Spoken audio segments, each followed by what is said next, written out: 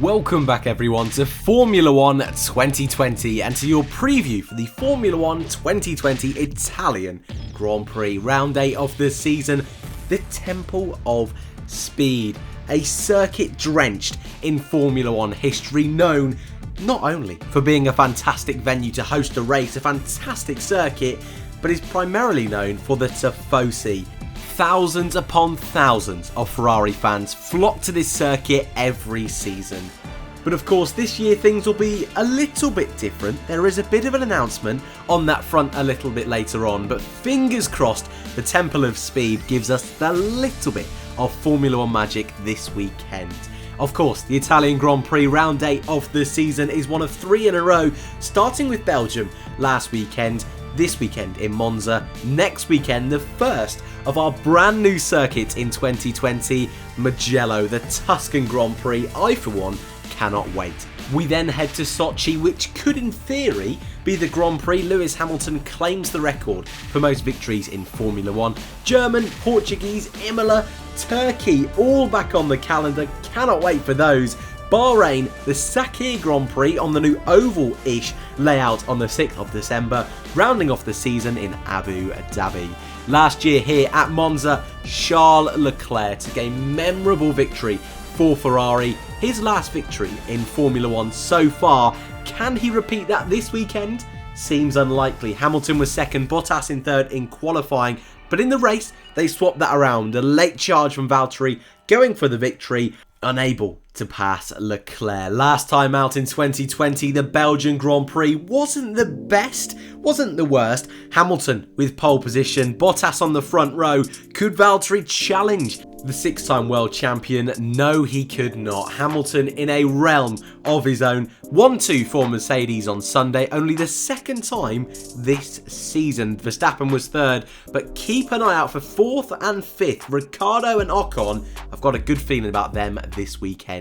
Before we get into the juicy bit of the preview, going into this weekend, your championships look like this. Your top half of the drivers' standings is led by Lewis Hamilton, 50 points in front of teammate Bottas, Verstappen in a Mercedes sandwich in P2. Alex Albon is in that best of the rest position, but only 3 points in front of Ferrari's Charles Leclerc, who's on the exact same points as McLaren's Lando Norris. Only 3 points back, we then get to Lance Stroll doing bits this season for Racing Point. A great result for Ricciardo moves him up to 8th, Sergio Perez is 9th, and a great result for Esteban Ocon puts him P10. Carlos Sainz didn't get going once again in Belgium. He sits 11th in front of Pierre Gasly, who stormed to driver of the day at Spa. Vettel is 13th, hoping to impress at his last race at Monza for Ferrari. Hulkenberg still hanging on in 14th place. Giovinazzi, Kvyat and Magnussen all scored. Raikkonen, Latifi, Russell and Paul Grosjean, who's not on the screen,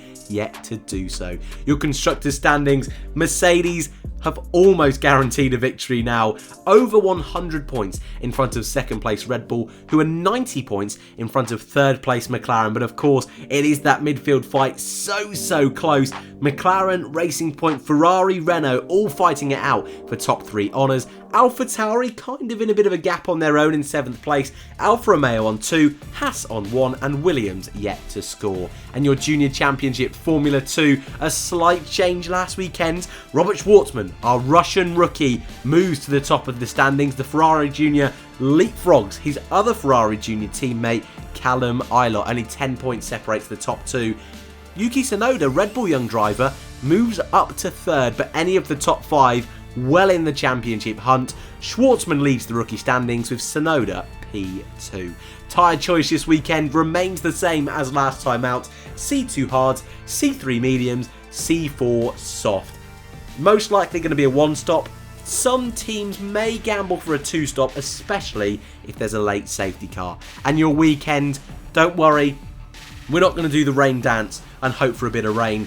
That's not coming this time round, though it never seems to in Formula 1. Sun on Friday, sun on Saturday, sunny, little bit of cloud on Sunday. 29 or 30 degrees throughout the weekend.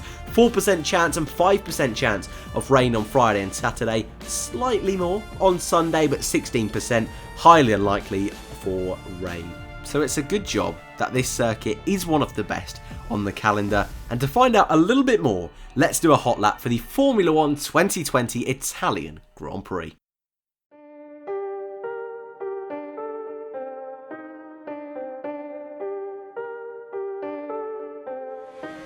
Welcome everybody to your hot lap for the Formula 1 2020 Italian Grand Prix, and of course we're on board this weekend with last year's race winner, the home team hero Ferrari's Charles Leclerc. Down towards turn 1, super tight and narrow on that opening lap, contact almost inevitable, overtaking during the Grand Prix, a prime spot through the exit of turn 1. Through turn 3, the Curva Grande. We've seen overtakes here before, but it all once again tightened up nicely. The end of sector 1, turns 4 and 5 chicane before the 2 Lesmos. This is end of sector 1 now.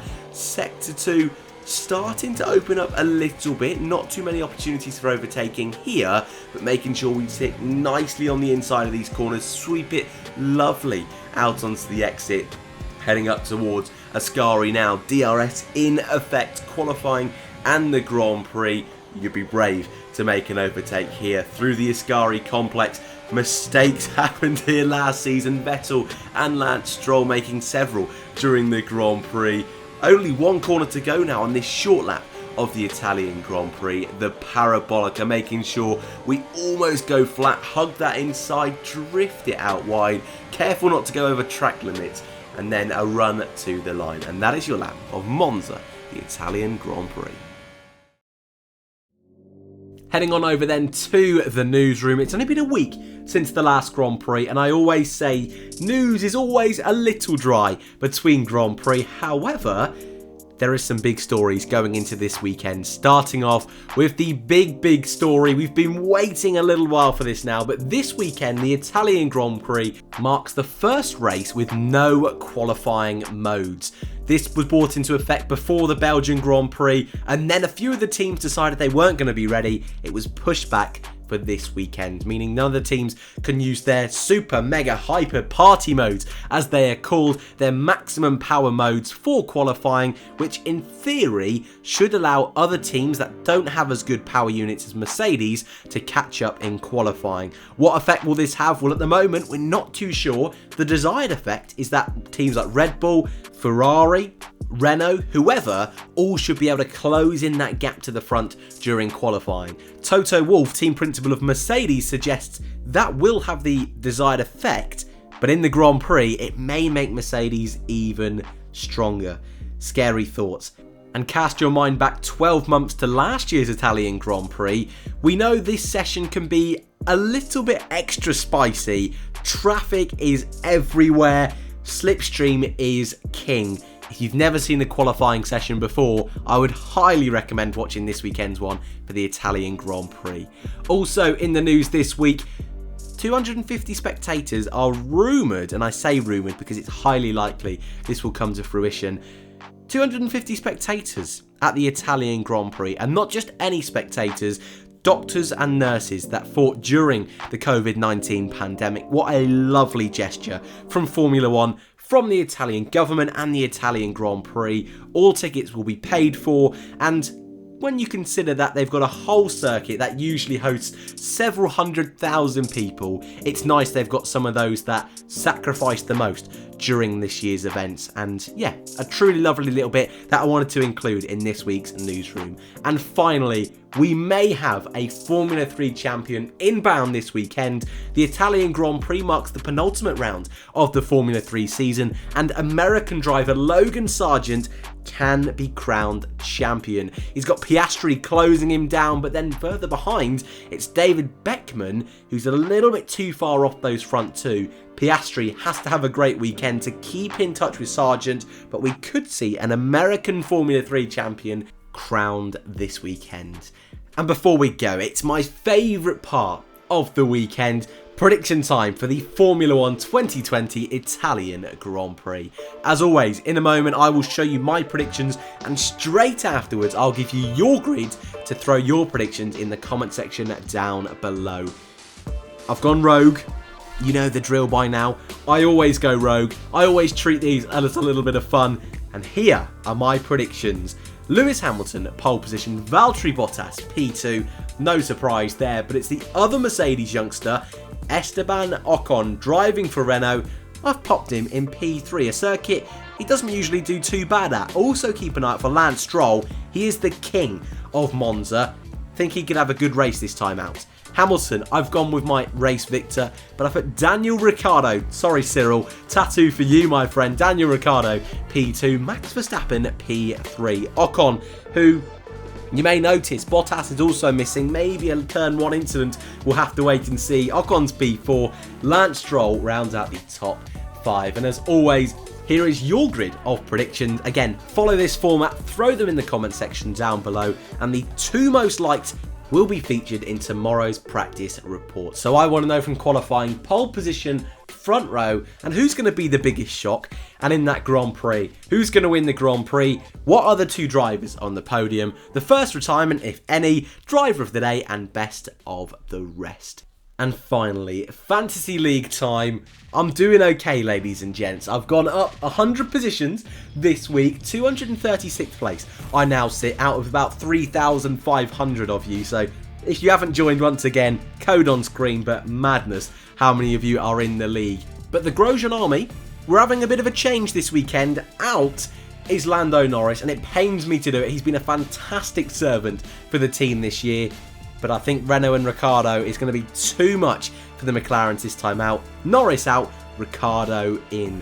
Screenshots at the ready. Before we go, your schedule for this weekend. Here it is. Formula 1 on Friday, Practice 1, Practice 2, 10 o'clock and 2 o'clock in the afternoon, with Formula 2 qualifying set to be very eventful as always. Saturday, of course, Practice 3 in the morning, qualifying at 1 o'clock in the afternoon. Our first official race, 3:45, the Formula 2 feature race. And on Sunday, the main event, 10 past 10, is the Formula 2 sprint race. The Grand Prix, 10 past 2. And that is your lot for your preview for the Formula 1 2020 Italian Grand Prix. I'll be back tomorrow with your predictions and your report of today's practice sessions. Will Mercedes be on top? Will Ferrari be able to challenge them? I think it's going to be a difficult weekend for Ferrari fans. Anyway, if you are new, I hope you enjoyed. Feel free to subscribe. If you did enjoy, hit that like button. It really helps out the channel. Thank you all very much for watching. Enjoy the weekend, and I hope to see you all in the next one.